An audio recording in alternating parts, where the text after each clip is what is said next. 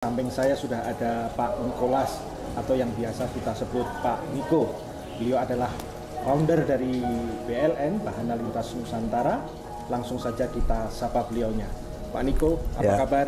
Luar biasa, salam sehat berkelimpahan untuk semuanya.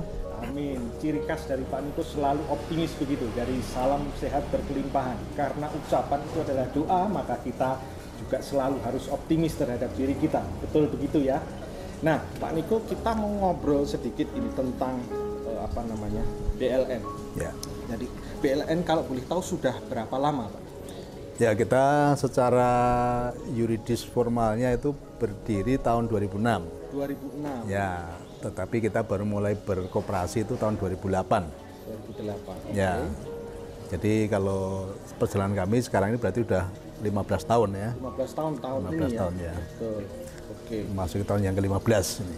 Luar biasa. Nah, awal mula Pak Niko menggagas BLN itu karena apa? Ya, dimulai dari saya basic seorang konsultan. Ya, konsultan jadi, di bidang di bidang keuangan. Keuangan. Ya, di bidang keuangan.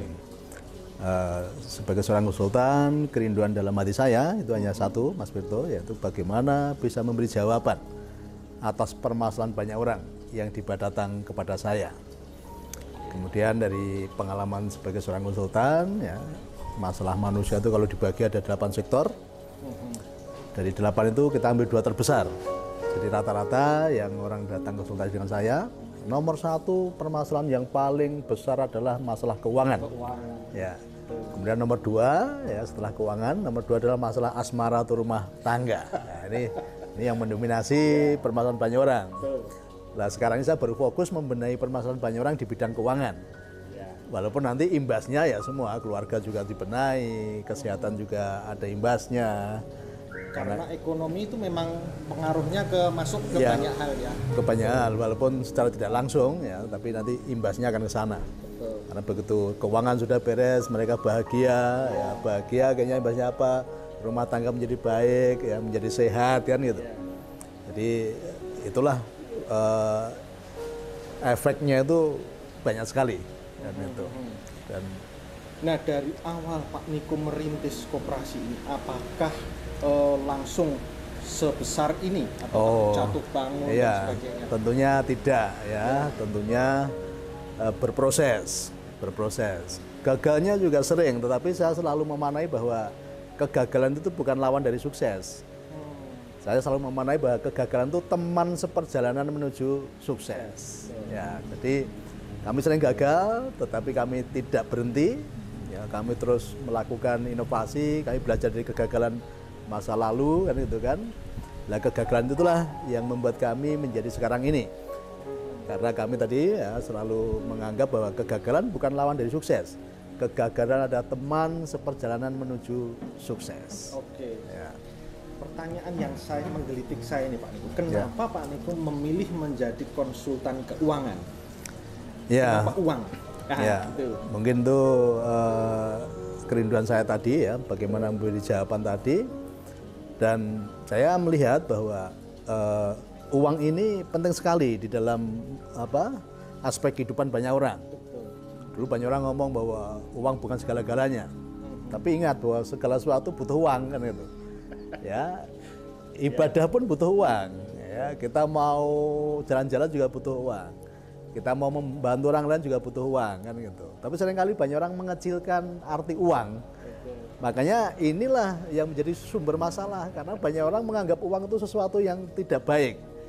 Ya, uang terlalu dikecilkan, ya kan? Bahkan banyak orang menganggap tabu bicara uang. Nah, di sini saya akan rubah pola pikirnya. Ya. Selama ini merubah paradigma ya, banyak orang selalu bicara uang sesuatu yang buruk. Tetapi saya mengajarkan yang berbeda. Uang itu sesuatu yang baik. Contoh yang buruk itu apa Pak? Biasanya di persepsi ya, orang. Contoh ya, dulu banyak orang ngomong ya, uang itu menjauhkan persaudaraan. Ya. Uang itu menjauhkan pertemanan. Ya. Ya, uang itu lebih banyak membawa orang jatuh dalam dosa atau maksiat kan gitu. Ya, uang itu besok mati gak dibawa. Ya. Banyak orang kalau bicara tentang uang merasa tabu kan itu. Tabu ini sesuatu yang buruk. Ya, maka di komunitas kita ini saya rubah dulu paradigmanya. Ya, mindsetnya, ya, cara pandangnya terhadap uang dirubah. Kami rubah bahwa kalau banyak orang mengatakan uang itu menjauhkan persaudaraan, tapi di tempat kami, ya, di komunitas kami, ya, uang itu justru mendekatkan persaudaraan, bukan menjauhkan. Dan itu sudah terbukti, Pak? Sudah terbukti, banyak anggota dipulihkan, banyak keluarga dipulihkan. Kenapa? Secara keuangan mereka sudah pulih. Iya. Mau hubungan saudara semakin erat, karena udah menjadi berkat, ya, saling mensupport kan gitu. Justru ya gara-gara uang sekarang yang saudara jauh mendekat, bukan menjauhkan tapi justru mendekatkan. Kemudian banyak orang mengatakan uang itu meretakkan pertemanan. Di sini kita rubah, uang itu merekatkan pertemanan, bukan meretakkan. Jadi begitu kita sudah diberkati, kita sudah berkelimpahan, kita bisa silaturahmi kok ke teman-teman kita. Kita berkunjung, bawa oleh-oleh, kan itu, memperhatikan mereka, hubungan semakin rekat. Ketika ada teman minta tolong kita bisa membantu. Nah, ini bukan meretakkan, justru merekatkan kan itu. Nah, kemudian banyak orang mengatakan uang itu lebih banyak membawa orang dalam dosa atau maksiat kan itu kan. Di sini kita balik, justru dengan uang itu bisa menyempurnakan ibadah kita. Sedekah, bangun gereja, bangun masjid, ya, bahkan kami sudah sampaikan bahwa apapun kalau itu bentuknya rumah ibadah dan mereka membutuhkan bantuan, kami akan bantu kan itu. Ya, kami nggak pernah membeda-bedakan, pokoknya asal itu rumah ibadah, ya, datang ke kami butuh bantuan kita akan bantu. Nah, apa kan ini tadi dengan uang itu menyempurnakan ibadah kita, bukan membawa dalam maksiat atau dalam dosa kan itu. Nah, persepsi-persepsi yang ada di luar ini harus kita rubah gitu loh. Akhirnya apa? Kita nyaman dengan uang. Ketika kita nyaman dengan uang, uang pun nyaman dengan kita. Ya udah, kalau namanya nyaman ya uang itu kalau suatu saat kita terus pergi pasti dia akan balik lagi ke kita karena udah nyaman kan gitu. Nah, ini yang kita rubah, harus kita rubah ini. Dimulai dari mindset dulu. Karena cara pandang itu akan menentukan hasil. Kalau cara pandangmu buruk ya hasilnya akan buruk. Kalau cara pandang baik hasilnya akan baik. Maka ada sebuah ayat yang mengatakan bahwa aku tergantung prasangka hambaku. Nah, prasangkamu terhadap sesuatu lah yang akan menjadikan, yang menentukan kehidupanmu nanti seperti apa kan itu. Jadilah seperti yang kamu imani. Ya, jadilah sesuai dengan imanmu. Jadi iman, prasangka, harapan itu sama sebetulnya. Ya, ini semua dasar dari sesuatu yang belum kita lihat dan bukti dari segala sesuatu yang akan kita harapkan nanti itu. Nah, itulah kehidupan. Sebenarnya sangat simpel sebetulnya. Iya, kalau dengar-dengar juga kan banyak orang yang bilang uang itu tidak menjamin seseorang bahagia kan begitu, Pak. Nah, iya. Kalau memang begitu apalagi miskin kan begitu. Baik, kalau ada orang ngomong dulu kan, miskin nggak apa-apa asal bahagia kan itu kan. Nah, nanti bawa ke sini aja, biar saya doain biar tambah miskin kan itu ya. Semakin miskin semakin bahagia nanti. Makanya dari itu, oke. Ya. Baik. Nah, Pak Niko, dari perjalanan itulah sampai PLN sekarang hampir menginjak usia 15 tahun. 15 tahun. 15 tahunnya bulan Agustus. Bulan Agustus ya. Sudah berapa banyak orang yang Bapak fasilitasi, Bapak bantu sehingga mereka terpulihkan? Ya, secara komunitas sudah lebih dari 20.000 ya. Itu seluruh Indonesia? Seluruh Indonesia. Bahkan kita juga ada anggota yang di luar negeri juga. Ya, jadi kami membangun sebuah keluarga ya. Keluarga besar, keluarga yang diberkati, keluarga yang dipulihkan. 98% orang yang ketemu kami itu orang-orang yang terpuruk, orang-orang yang sedang dalam masalah. Ada yang rumahnya mau disita, ada yang rumahnya mau dieksekusi, udah masuk lelang. Tapi kabar baiknya ya semuanya bisa terdampingi dan semuanya dipulihkan, bahkan berkelimpahan. Jadi ketika kita sudah bisa merubah cara pandang terhadap uang tadi, ya, uang pun akan nyaman dengan kita. Kalau nyaman, otomatis tadi datang sendiri. Ya, kita bukan lagi mengejar uang, tapi uang yang mendatangi kita. Ya, mendatangi dan berulang-ulang gitu ya, datang berulang-ulang kan itu. Ya, dan karena apa? Membawa teman-temannya, karena udah nyaman tadi kan itu. Udah nyaman, ngasih tahu kan. Oh. Jadi uang pun bisa bicara karena uang itu energi. Jadi yang banyak orang belum tahu ya. Uang itu energi. Maksudnya gimana itu, Pak? Energi itu seperti halnya listrik juga energi. Kalau kita bisa memperlakukan listrik dengan baik, listrik bisa membuat sesuatu menjadi indah, ya, memberikan penerangan kan gitu. Tetapi kalau tidak bisa melakukan dengan baik, listrik bisa membahayakan, menghancurkan, membakar kan, membinasakan kan itu. Sama uang juga seperti itu. Nah, selama ini banyak orang masih punya cara mempraktikkan uang dengan cara sangat buruk. Makanya tadi uang bukannya sebagai sarana kebaikan, tetapi justru tadi menghancurkan tadi, menjauhkan persaudaraan, meretakkan pertemanan. Karena sebetulnya karena mereka belum bisa ngelola dengan baik. Ya, dimulai dari cara pandang yang belum benar tadi kan. Gitu. Padahal bisa dikatakan banyak orang pintar cari duit, ya, tapi tidak bisa ngelola duit. Ya, nah, pengelolaan ini karena apa? Mereka tidak mengenali karakter uang. Bagaimana kita mengelola dengan baik kalau karakter uang kita nggak tahu kan itu kan. Seperti hanya orang mengelola harimau kan itu kan. Memelihara harimau, kalau dia tahu karakter harimau, dia bisa nyaman dengan harimau. Tapi kalau nggak tahu karakter harimau, dia salah memperlakukan, bisa menyerang balik ini kan itu kan. Nah, itulah seperti itu kehidupan. Nah, Pak Niko tadi mengatakan bahwa sudah ada puluhan ribu bahkan Pak yang sudah masuk. Nah, rata-rata orang mendengar informasi itu bagaimana? Ya, kami selalu mengajarkan ya, tidak boleh mencari anggota, tidak boleh mengajak orang, tetapi kalau kamu sudah bahagia, sudah mengalami keberkatan, sudah mengalami kenyamanan bersama kami, panggilannya satu ya, jadilah jawaban bagi orang lain, jadilah jawaban bagi permasalahan banyak orang.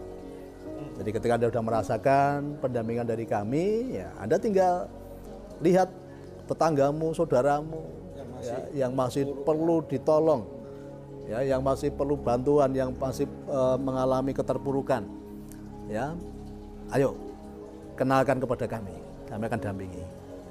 Ya, seperti banyak orang dulu yang mengalami kesulitan, kita dampingi mereka mengalami kebahagiaan, ya udah tugasnya satu. Jadi tugasnya satu adalah bagaimana kita bisa membantu banyak orang. Rata-rata orang yang datang ke sini itu memang dari tadi korban. Ya, korban bisnis macam-macam, ya bisnis yang gagal, terpuruk secara keuangan. Apa yang lalu membuat mereka seperti datang terus-menerus ke sini? Berarti kan pertama mereka sudah mendapat jawaban. Ya. Lalu yang ada aspek lain nggak Pak biasanya? Ya, kemudian mereka merasa nyaman karena saya memberikan pelajaran-pelajaran yang belum pernah ada di dunia pendidikan ya, atau di luar sana gitu. Jadi pelajaran yang sangat berbeda. Kemudian intinya di sini saya sedang membangun pondasi kehidupan. Ya, jadi pondasi ini penting sekali. Kalau pondasinya kuat, ketika bertumbuh ke atas pasti kuat. Ya, tidak mudah kena goncangan. Kan itu. Jadi yang sedang saya bangun adalah pondasi kehidupan bagi banyak orang. Dan mereka terbukti setelah kami dampingi ya di masa pandemi, semua anggota saya semua nyaman karena pondasinya sudah kuat. Meskipun di luar sana banyak PHK. Di luar sana banyak PHK, banyak orang ngomong ekonomi semakin sulit, cari uang semakin susah. Tetapi untuk anggota BLN tidak ada yang ngomong seperti itu. Semuanya nyaman, bahkan yang punya kredit di bank tidak ada satupun yang minta relaksasi, jangan macet, minta relaksasi aja nggak ada, lancar semua. Ya, kemudian semua nyaman, penghasilan tidak berkurang, tapi bahkan justru penghasilannya bertambah kan begitu. Ya, jadi ini yang membedakan. Tadi kalau pondasinya udah kuat, ketika ada ujian tadi ada goncangan, tetap bisa berdiri kokoh. Jadi pandemi itu kemarin sudah bukti dari ujian semesta. Yang pondasinya belum kokoh, banyak orang berjatuhan. Oke. Ya. Kalau biasanya program banyak membuat orang tertarik, ada nggak Pak yang khusus misalnya? Ya, saya menyiapkan sebuah program, ini saya pakai untuk membantu banyak orang, namanya Si Pintar. Si Pintar itu simpanan pintar bayar. Oke. Jadi untuk keperluan apapun kita akan subsidi 100%. Ya, misalnya kebutuhan bulanan, bayar listrik. Kalau katakanlah bayar listrik per bulan 1 juta. Bagaimana supaya mendapat fasilitas kita subsidi 100%? Menitipkan pembayaran listrik kepada di tempat kami selama 1 tahun. 1 tahun. Ya, nah, mulai bulan depan kita akan bayarkan listriknya selama 2 tahun. Ya, konsepnya seperti itu. Kemudian untuk angsuran pinjaman, untuk kebutuhan bulanan apapun bisa. Ya. Nanti kita masukin 1 tahun, nanti gratis. Ya, gratis 1 tahun. 1 tahun. Ya. Jadi Itu yang kita pakai untuk membantu banyak orang. Kita sudah obrolkan beberapa sejarah bagaimana beliau Pak Niko ini membangun koperasi. Memang ada proses jatuh bangun, tapi karena niat beliau untuk membantu banyak orang, ternyata sekarang yang membuat BLN ini jauh semakin besar. Sudah ada puluhan ribu Pak, Puluhan ribu ya. di seluruh Indonesia. Nah, apakah Anda akan menjadi member kita berikutnya? Semua keputusan ada di tangan Anda. Terima kasih. Ya, salam sehat berkelimpahan ya. Happy bareng, sugih bareng.